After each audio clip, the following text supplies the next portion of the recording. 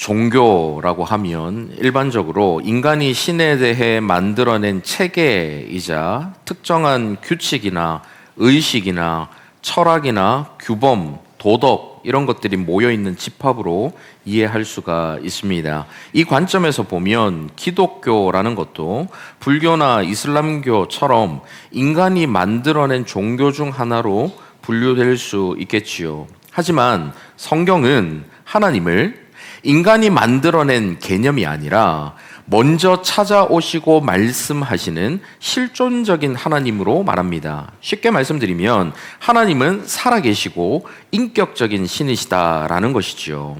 만약 하나님께서 인간의 상상 속 존재가 아니라 실제로 존재하시고 살아계셔서 말씀하시는 분이라면 기독교는 더 이상 인간이 구성한 종교라는 범주 안에 포함되어 있는 여러 개 중에 하나 또는 종교적인 행위의 집합 중에 하나 이런 것들이 아니라 하나님께서 인간에게 먼저 손을 내미신 실존적인 관계이고 역사적인 사건이라고 이해할 수가 있습니다. 따라서 기독교의 핵심은 종교적인 규칙이 아니고 하나님과의 인격적인 관계에 있는 것이죠. 즉 만물을 지으신 창조주 하나님께서 피조물인 우리를 먼저 찾아오셔서 그리스도 안에서 우리를 자녀 삼아주시고 성령께서 우리 안에 거하셔서 우리가 그 하나님께 사랑을 드리고 순종으로 응답하는 것, 이것이 바로 기독교의 핵심인 것입니다. 살아계신 하나님, 인격적이신 하나님, 우리와 소통할 수 있는 그 하나님과 교제하고 소통하고 관계를 맺는 것, 이것이 바로 기독교의 핵심인 것이죠. 이 구조는 종교적인 노력으로 신에게 도달하려는 일반 종교와 완전히 다릅니다. 기독교는 인간이 신을 찾는 종교가 아니라 하나님께서 인간을 찾아오신 실제적인 또 역사적인 사건이라고 할 수가 있지요. 주중에 어느 성도님과 대화를 나누면서 이 부분을 이렇게 설명을 드렸는데요. 여러분, 어린 아기가 태어났다라고 한번 생각해 보십시오. 그 아기는 눈앞에서 엄마 해봐, 엄마, 아빠 해봐, 아빠, 아이고 예쁘다 내 새끼, 이렇게 그 앞에서 이야기하는 그 사람이 먼저 자신 앞에 찾아와서 그렇게 알려주기 때문에 이 사람이 우리 엄마구나, 이 사람이 우리 아빠구나 하는 것을 알 수 있죠. 그렇게 알고 믿게 됩니다. 그 사람들이 그 아기의 엄마고 아빠다라는 이 사실을 알려주기 전에는 그들이 자신의 부모라는 사실을 이 아기는 알 수가 없습니다. 만약 아기가 태어났는데 주변에 아무도 없다라면 그 아기는 부모라는 개념 자체도 알 수가 없고 누가 자기의 부모인지 알 수가 없는 것이죠. 마찬가지로 피조물인 인간은 하나님께서 친히 먼저 찾아오셔서 우리를 창조하신 하나님이심을 알려주시지 않았다면 하나님에 대해 알 수도 없고 하나님을 만날 수도 없는 것입니다. 감사하게도 하나님께서는 아담을 먼저 찾아와 주셨고 아브라함을 먼저 찾아와 주셨습니다. 그리고 그 후손들에게 하나님에 대해 가르치게 하셨고 모세 이후로는 성경이라는 하나님의 말씀을 책으로 남겨주셔서 모든 사람들이 이 성경을 통해서 우리를 창조하신 분이 하나님이심을 알고 믿을 수 있게 해주신 것이지요.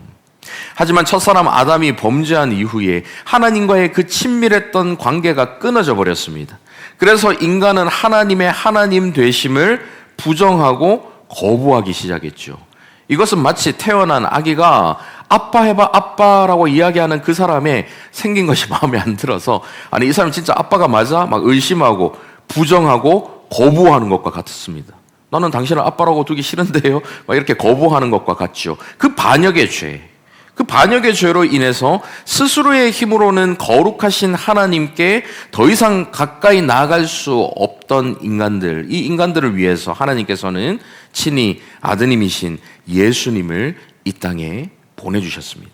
그분이 십자가에서 우리의 죄 문제를 해결하시고 하나님과의 끊어진 이 관계를 회복해 하신 그리스도시다라는 사실을 믿는 것을 세상에서는 기독교라는 종교로 부르는 것이죠.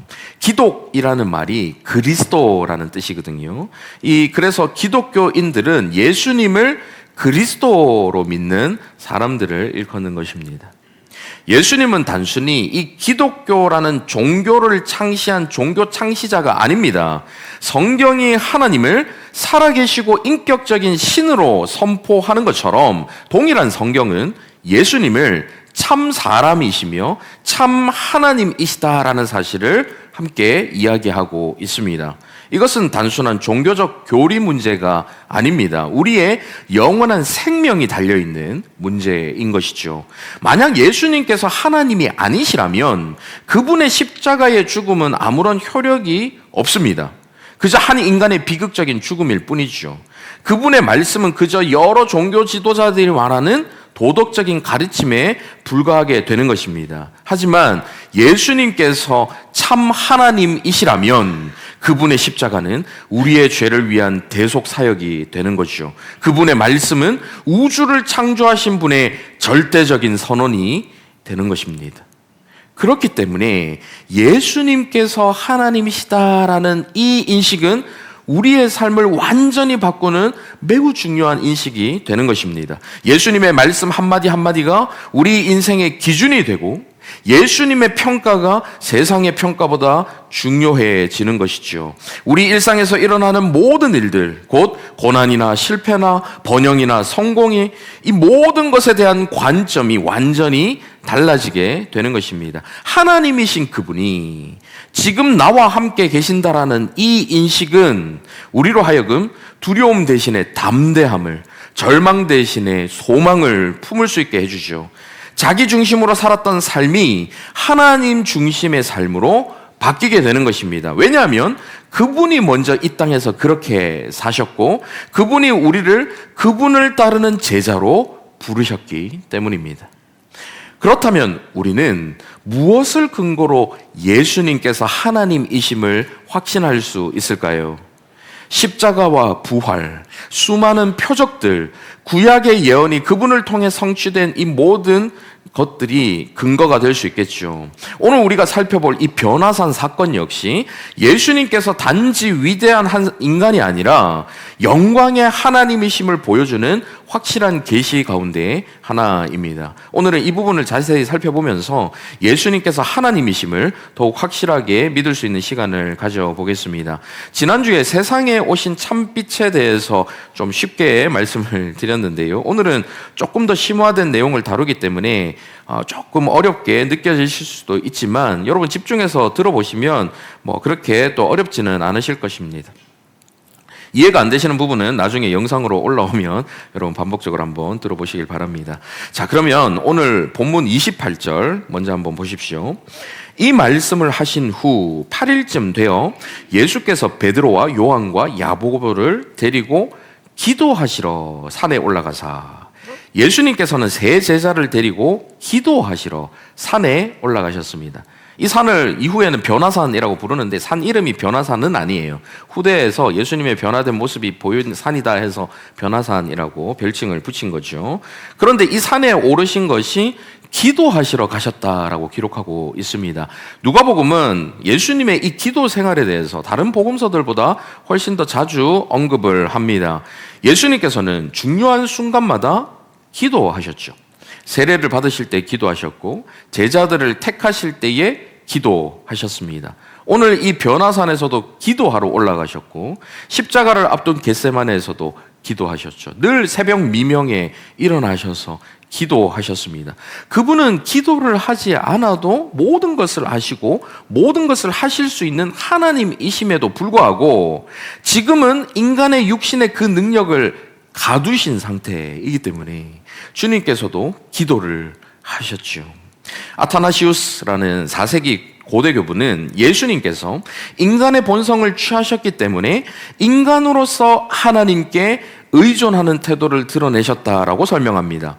예수님의 기도는 예수님의 신적인 본성의 약함이 아니라 인간 본성의 온전함을 보여주시는 증거라는 것이죠. 조금 더 쉽게 말씀드리면 예수님께서 완전한 인간이 되셔서 자신의 신성을 의지하지 않고 다른 인간들처럼 늘 성령을 의지해서 성부 하나님께 기도하며 살아가셨다라는 것입니다.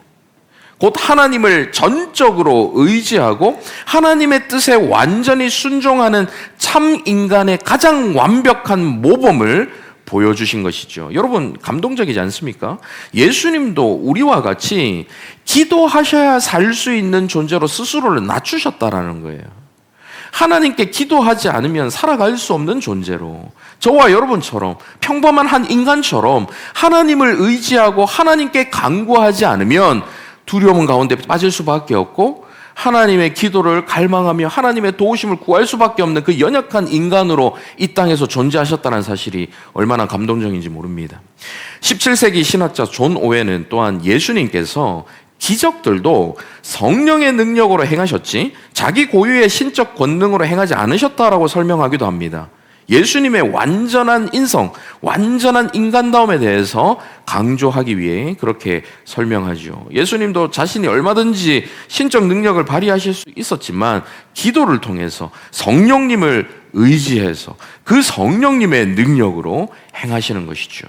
그래서 복음서 곳곳에 보면 예수님께서 성령에 의해서 성령의 능력으로 하셨다라는 구절들이 여러 구절들 발견할 수가 있습니다. 그런데 그런 예수님께 오늘 어떤 일이 일어나는지 본문 29절을 한번 보십시오. 기도하실 때에 용모가 변화되고 그 옷이 휘어져 광채가 나더라. 동일한 변화산 사건을 기록한 마태복음에서는 이 장면을 더 생생하게 묘사하는데요. 마태복음 17장 2절을 같이 한번 읽어보실까요? 시작. 그들 앞에서 변형되사 그 얼굴이 해같이 빛나며 옷이 빛과 같이 휘어졌더라. 이것은 단순히 얼굴이 환해졌다 정도가 아닙니다. 인간의 눈으로 감당하기 어려운 신적인 빛이 예수님의 얼굴과 몸 전체에서 뿜어져 나왔다, 이런 말씀이죠. 그 강렬한 빛 때문에 옷까지도 희게 빛나서 같은 구절을 쓰고 있는, 같은 사건을 담고 있는 마가복음에서는 세상에서 빨래하는 자가 그렇게 희게 할 수 없을 만큼 매우 희어졌다, 이렇게 기록을 할 정도였습니다. 이 강렬한 빛, 찬란한 광채는 도대체 무엇이었을까요? 이것은 달이 태양빛을 반사하듯이 외부의 빛을 반사시켜서 희미하게 비치는 반사 그 광이 아닙니다. 반사되어 비치는 빛이 아니에요. 예수 그리스도 자신으로부터 발산되는, 그분의 내면과 존재에서 터져나오고 뿜어져 나오는 무한하고도 강렬한 하나님의 영광이었던 것이죠. 히브리서 1장에서 선포하는 하나님의 영광의 광채시요 그 본체의 형상인 것입니다. 지난주 본문 마지막 구절인 요한복음 1장 14절에서도 이렇게 선포하고 있죠. 같이 한번 읽어보실까요? 시작. 말씀이 육신이 되어 우리 가운데 거하심이 우리가 그의 영광을 보니 아버지의 독생자의 영광이요 은혜와 진리가 충만하더라. 그의 영광을 보니 아버지의 독생자의 영광, 곧 하나님의 영광이시다. 은혜와 진리가 충만하다라는 것은 구약에서 하나님의 성품을 찬양할 때 주로 이야기하는 상용구입니다. 그 은혜와 진리가 충만한 이 하나님의 성품이 되는 이것을 예수 그리스도께 적용해서 선포하고 있지요. 여기서 거하심에라는 단어는 문자적으로 장막을 치다라는 뜻입니다. 예수님께서는 구약시대 빽빽한 구름이 뒤덮이며 영광이 충만하게 임했던 성막과 같이, 그 장막과 같이 하나님의 영광이 거하는 새로운 성막, 궁극적인 그 영광의 장소가 되시는 것이죠. 변화산에서 제자들이 본 예수님의 모습은 이처럼 그동안 인성 안에 감춰져 있었던 본래의 그 하나님으로서의 영광, 신적인 영광이 잠시 열려서 나타난 모습이었습니다. 마치 커튼을 잠시 걷었을 때에 찬란한 태양빛이 막 쏟아져 나오는 것처럼 예수님께서 영광을 어디서 새로 받으신 것이 아니라 원래 가지고 계셨던 그 영광이 잠시 드러나게 된 것이지요. 고대 그리스 철학자들, 특히 스토아 학파 사람들은 온 우주를 움직이는 중심에 이 로고스가 있다라고 믿었습니다. 이 로고스는 우주를 지배하는 조화로운 이성적인 원리, 우주를 움직이는 원리다. 모든 것을 하나로 묶는 질서와 법칙이다. 이런 의미를 담은 하나의 개념으로 그들은 이해를 했지요. 그들에게 로고스는 추상적인 원리였고 비인격적인 힘이었습니다. 어떤 인격체가 아니라 뭐 대화를 할 수 있거나 교제를 나눌 수 있는 인격체가 아니라 그냥 힘 자체로 그들은 생각을 했죠. 하지만 사도 요한은 이런 그리스 철학과는 완전히 다른 선포를 합니다. 지난주에도 잠깐 언급했던 요한복음 1장 1절에서 3절을 같이 한번 읽어보시겠습니다. 시작. 태초에 말씀이 계시니라. 이 말씀이 하나님과 함께 계셨으니 이 말씀은 곧 하나님이시니라. 그가 태초에 하나님과 함께 계셨고 만물이 그로 말미암아 지은 바 되었으니 지은 것이 하나도 그가 없이 된 것이 없느니라. 여기서 말씀으로 번역되어 있는 것이 바로 로고스인데요. 요한은 의도적으로 그 당시 그리스 철학자들이 이야기하는 그 철학의 용어를 사용하면서도 그 의미를 완전히 새롭게 정의하고 있습니다. 우주의 궁극적인 실제인 이 로고스는 비인격적인 원리나 실체 없는 힘이 아니라 완전한 인격체, 바로 예수 그리스도라는 것이죠. 이 선포는 인류 역사에 엄청난 인식의 변화를 가져다 줍니다. 만약 우주를 움직이는 궁극적인 실체가 이 비인격적인 힘이나 어떤 법칙에 불과하다면 우주는 근본적으로 아주 차갑고 무관심한 곳이 될 수밖에 없습니다. 이 우주가 그냥 돌아가는, 기계적으로 돌아가는 물리 현상만 있는 그런 우주라면 인생의 의미 같은 것은 생각할 수 없겠죠. 그저 기계적인 움직임만 가득한 곳이라고 볼 수밖에 없습니다. 그러면은 우리가 생명을 가지고 살아가는 이 인생이란 것에 별로 의미가 없죠. 물리적으로 그냥 막 이루어지는 현상 속에 우연히 생겨난 생명체일 뿐일 테니까요. 그래서 우리 인생에서 어떤 가치나 어떤 의미를 생각해 볼 수 없습니다.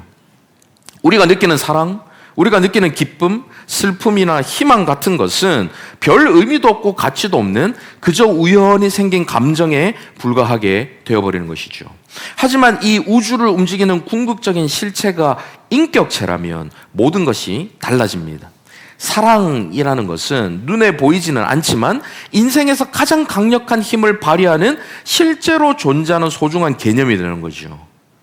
여러분, 우주가 그냥 기계적으로 움직인다면 사랑이라고 말하는 우리의 그 느끼고 또 전하는 이 감정 자체가 별로 의미 없는, 그냥 아무 가치 없는 것이 되어버리지만 우주를 움직이는 힘이 인격체이시고 그 인격체가 사랑 그 자체신 하나님이시라면 이 사랑이 아주 놀라운 의미를 담게 되는 것이죠.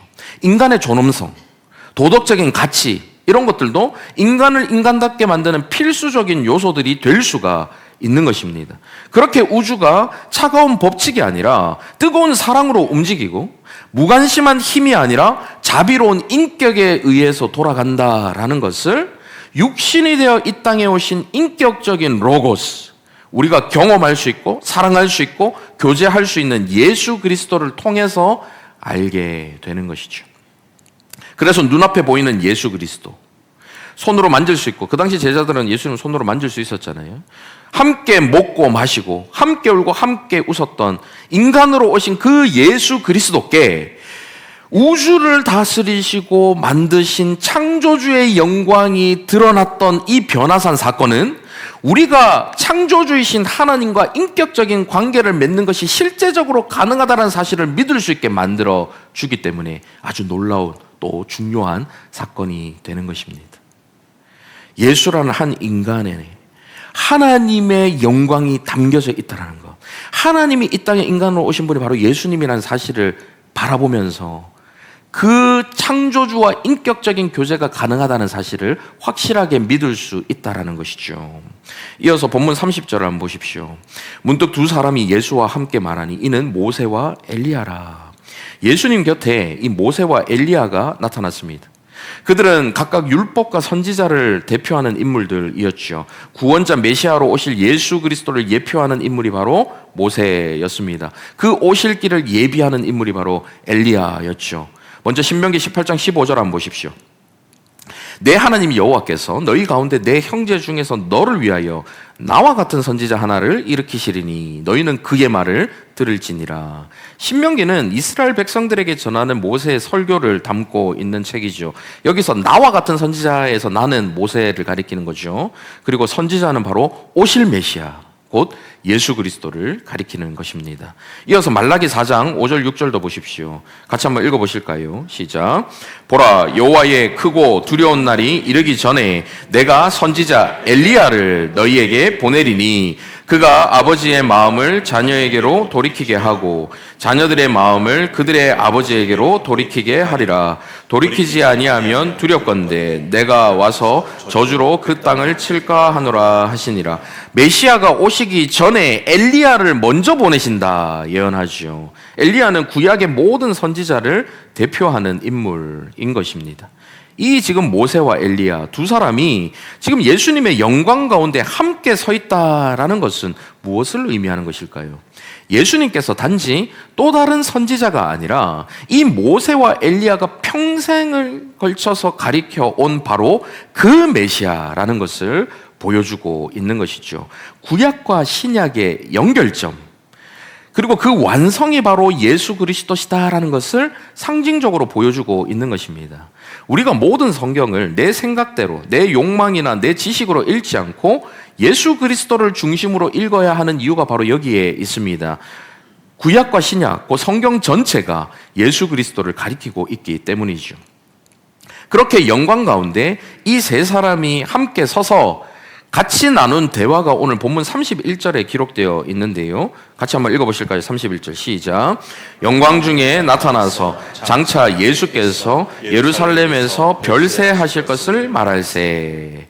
여기서 별세라고 번역되어 있는 헬라어 원어는 여러분 많이 들어보셨을 엑소더스라는 단어입니다. 이 단어 여러분 어디서 들어보셨습니까? 엑소더스. 출애굽기, 네 맞습니다. 출애굽기를 영어로 엑소더스라고 하죠. 이 단어는 어디로부터 어디 밖으로라는 뜻인 에크라는 단어하고 길, 여정을 뜻하는 호도스라는 이 두 단어가 합쳐져 있는 합성어입니다. 에크, 호도스, 이게 엑소더스가 된 것이죠.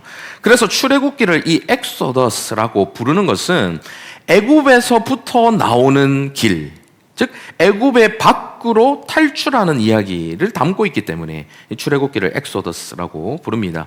누가가 예수님께서 예루살렘에서 별세하실 것을 말하고 있는 것은 의도적으로 엑소더스라는 단어를 사용해서 기록하고 있는 것이죠. 그것은 예수님께서 이 세상을 떠나서 원래 거하셔야 할 곳으로 가셔야 한다라는 의미도 포함하고 있지만 모세가 이스라엘을 애굽에서 구원해낸 것처럼 예수님의 죽음으로 인류를 죄와 사망에서 구원하실 것에 대해서 말했다라는 사실을 나타내고 있는 것입니다. 이것이 바로 예수 그리스도의 정체성이지요. 그분은 모세보다 위대한 율법의 완성자이시고 엘리야보다 뛰어난 선지자이십니다. 구약 전체가 가리켰던 바로 그 메시아, 인류를 구원하실, 엑소더스 시키실, 죄와 사망으로부터 그 밖으로 꺼내어 구원하실 분, 우주를 창조하시고 다스리시는 로고스가 육신으로 오신 하나님이신 것이죠. 그런데 여기서 우리는 질문이 하나 생깁니다. 만약 예수님이 정말로 하나님의 영광을 드러내셨다면 그 자리에 있던 제자들이 어떻게 멀쩡할 수 있었나 하는 거죠.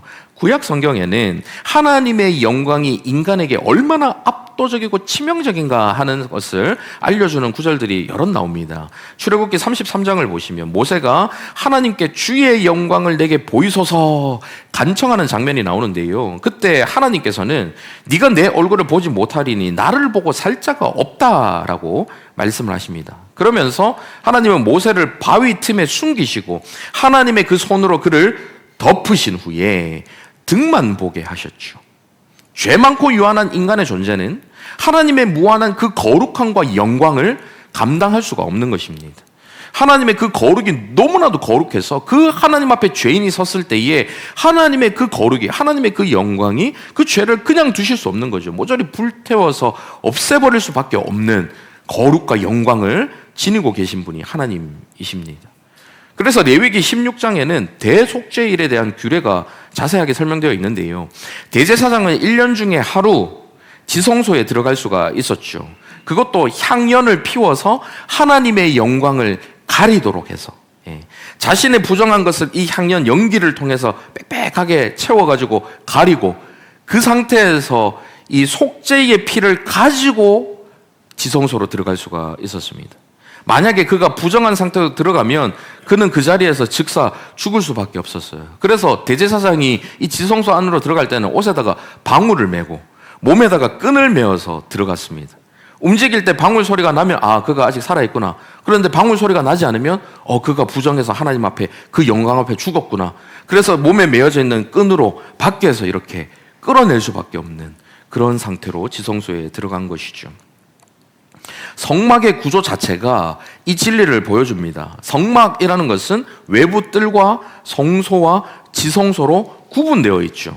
지성소에는 하나님의 영광이 거하는 장소였기 때문에 두꺼운 휘장이 그것을 가렸습니다. 이 휘장은 하나님의 영광이 백성들을 죽이지 못하도록 백성들을 보호하는 보호막이었던 거죠.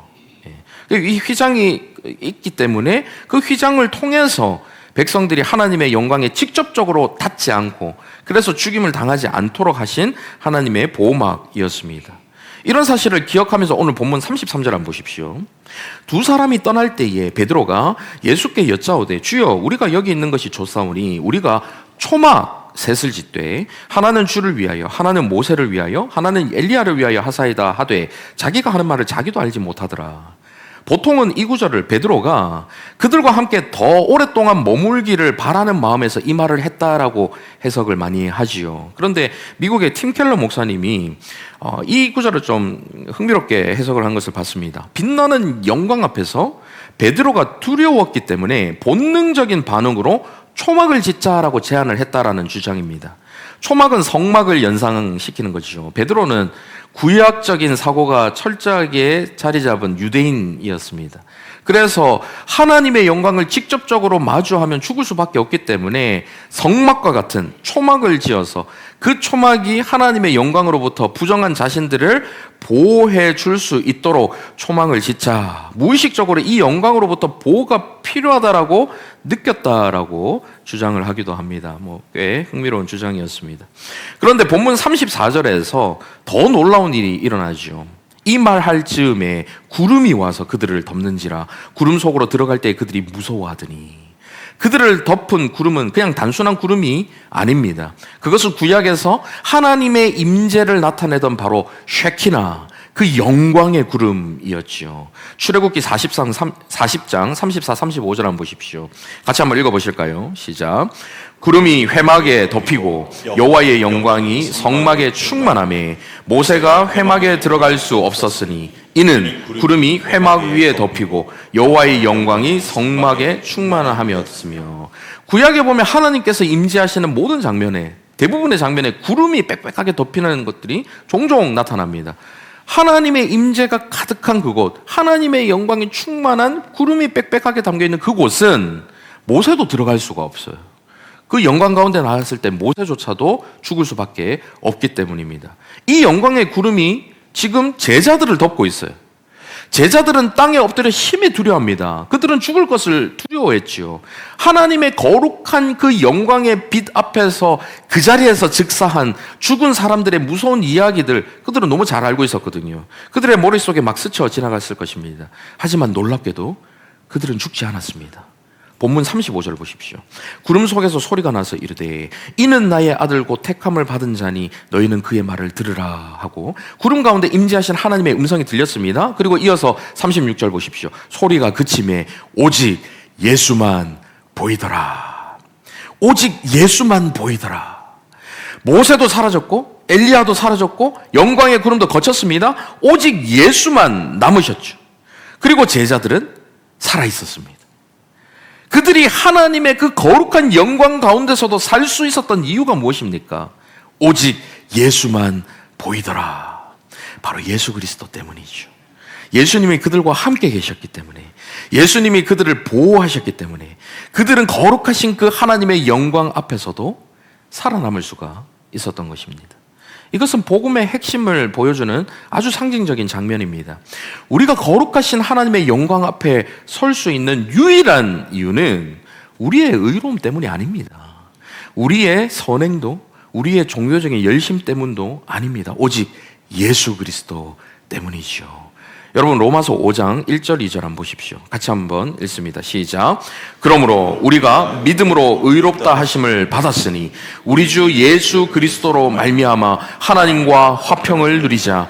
또한 그로 말미암아 우리가 믿음으로 서 있는 이 은혜에 들어감을 얻었으며 하나님의 영광을 바라고 즐거워하느니라.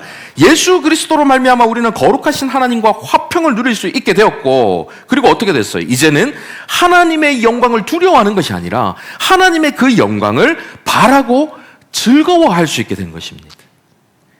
부정한 우리가 하나님의 영광 앞에서 죽임을 당할까 봐 두려워 벌벌 떠는 것이 아니라 우리는 여전히 부정하지만 예수 그리스도로 인해서 의롭다 칭함을 받았으니 하나님과 화평을 이루게 되었고, 하나님의 그 영광 가운데 담대하게 나아갈 수 있고 그 영광을 더 바라고 더 즐거워할 수 있는 존재가 되었다는 것이죠. 예수님께서 십자가에서 돌아가실 때에 성전의 휘장이 위에서부터 아래로 찢어집니다. 더 이상 우리에게 방어막이 필요 없게 되었다는 뜻이죠.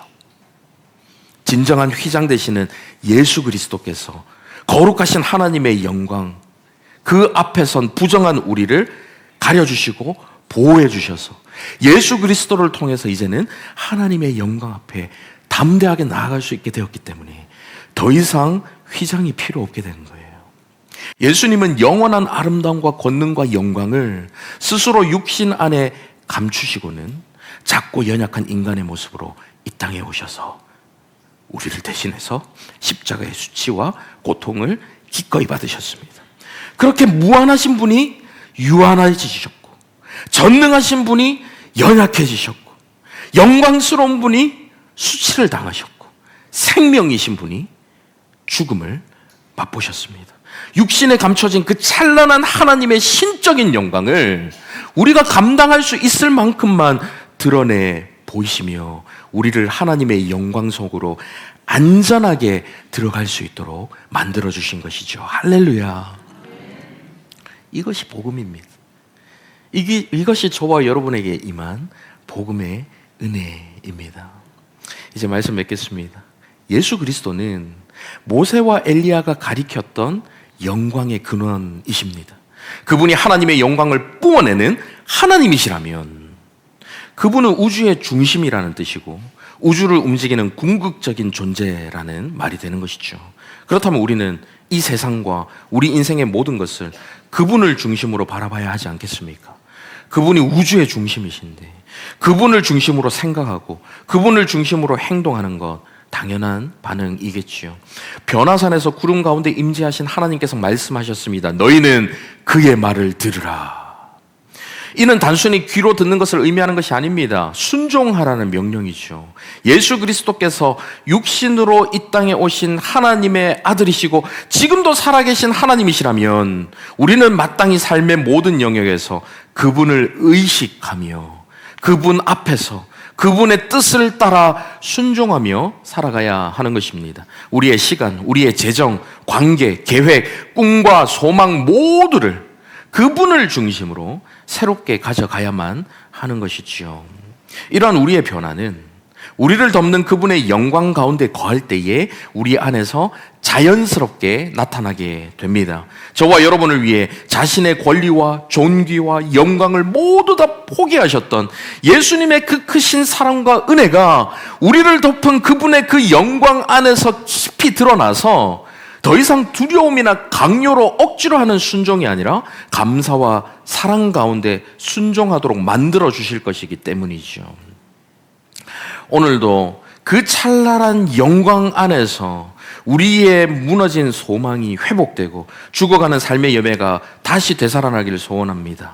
저와 여러분이 그 영광 가운데 거하며 그 영광을 드러내고 그 영광 안에서 사랑과 감사로 그분의 뜻대로 순종하며 살아가는 삶 살아가실 수 있기를 간절히 바랍니다. 아멘. 말씀을 생각하며 여호와의 유월절이라는 찬양 함께 고백하시겠습니다.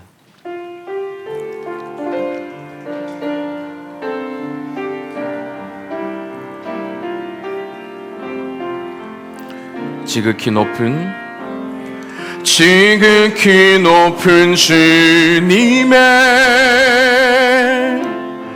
나 지성소로 들어갑니다. 세상의 신을 벗고서 주 보좌 앞에 엎드리리. 내 주를 향한 사랑과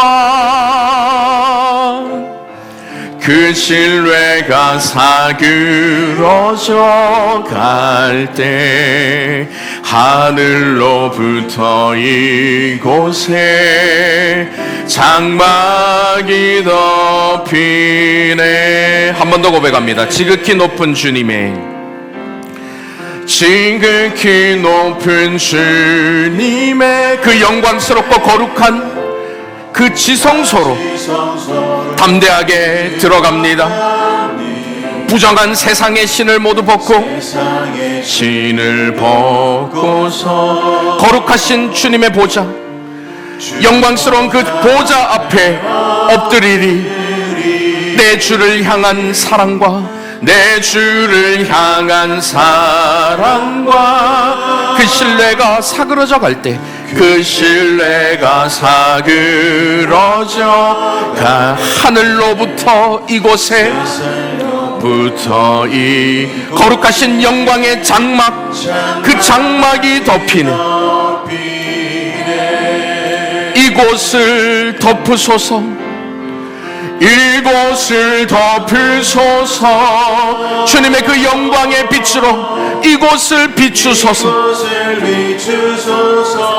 내 안에 무너졌던 모든 소망, 내 안에 무너졌던 모든 소망 다 회복하리니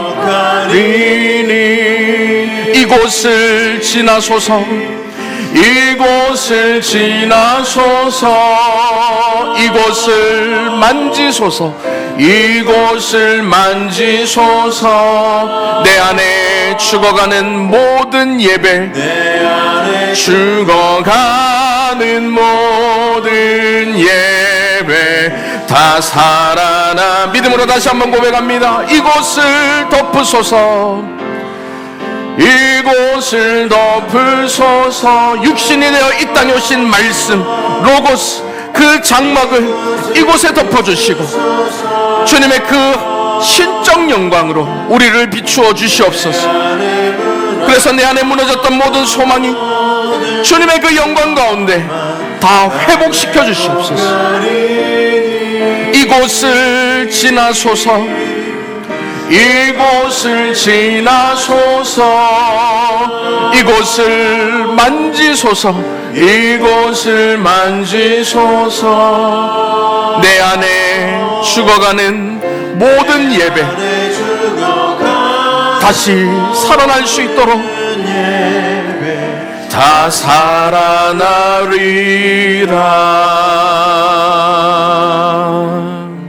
할렐루야. 우리가 소망을 회복할 수 있는 것은 우리 안에서 나오지 않습니다.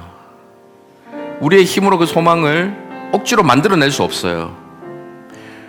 우리에게 임하신 주님의 영광 가운데 주님께서 우리에게 소망을 부어 넣어 주셔야 우리는 소망을 가질 수가 있습니다. 죽어가는 우리의 삶의 예배는 우리의 힘으로 다시 되살릴 수가 없습니다. 주님의 영광을 바라볼 때에 그 거룩하신 영광 앞에 감탄하고 터져나오는 감사와 그 사랑으로, 터져나오는 그 경배의 마음으로 하나님께 드릴 때, 그때 우리의 예배가 온전한 예배로 회복될 수가 있는 것이죠. 그러기 위해서는 주님의 영광을 먼저 경험해야 합니다. 영광 가운데 임하시는, 영광으로 덮어주시는 주님의 그 손길을 우리가 먼저 경험해야만 하는 것이죠. 여러분, 2000년 전에 유대 땅에 실제로 오신 예수님은 하나님이십니다. 그분은 십자가에서 죽으셨지만 다시 살아나셨죠. 그리고 지금도 여전히 살아계신 우리 주님이십니다. 이것이 정말 사실이라면 그분의 이름으로 기도할 수 있는 저와 여러분이 두려워할 것은 아무것도 없습니다. 이 시간 기도하실 때 전능하신 하나님이시자 지금도 살아계신 예수 그리스도를 실제로 믿는 믿음을 허락하여 주시옵소서. 주님의 영광으로 우리를 덮어주셔서 예수 그리스도를 나의 삶의 진정한 주님으로 모시고 살아가는 우리 모두가 되게 하여 주시옵소서. 말씀을 생각하며 함께 기도하며 나가도록 하겠습니다. 자비로우신 아버지 하나님, 살아계신 아버지 하나님, 이 땅에 예수 그리스도를 보내주셔서 하나님이신 예수 그리스도 그 신적 영광을 육신에 감추어 우리가 감당할 수 있는 만큼만 보여주시고 영광스러운 하나님 그 곁으로 그 앞으로 나아갈 수 있는 담력을 얻게 해주심에 감사를 드립니다. 예수 그리스도로 인하여서 그분의 보호하심과 그분의 인도하심으로 인하여 이제는 거룩하신 하나님의 영광 앞으로 나아가며 그 영광을 바라고 즐거워할 수 있는 존재가 되었음을 고백하오니 주님 앞에 나아갈 수 있게 하신 주님의 그 은혜를 저희들이 감사하게 하시고 그 은혜를 기억하며 늘 그 은혜에 감탄하며 주님께 경배하는 참 예배를 드리는 참된 예배자 다 될 수 있도록 주님 역사하여 주시옵소서. 무너진 우리의 소망이 회복되게 하시고 죽어가는 우리의 예배가 회복될 수 있도록 주님 역사하여 주시옵소서. 오늘도 우리와 함께 하시는 주님의 은혜 감사합니다. 살아계신 예수 그리스도의 이름으로 기도합니다. 사랑하는 아버지 하나님, 모든 사람이 죄를 범하여 하나님의 영광에 이르지 못할 그때에 아드님이신 예수 그리스도를 보내셔서 그 영광 가운데 나갈 수 있는 담력을 얻게 하심에 감사를 드립니다. 주님의 영광을 우리 삶에 비추어 주셔서 무너진 소망이 회복되게 하시고 우리 삶에서 죽어가는 예배가 다시 되살아나는 은혜를 허락하여 주시옵소서. 영광의 주님 예수 그리스도의 이름으로 기도하옵나이다. 아멘.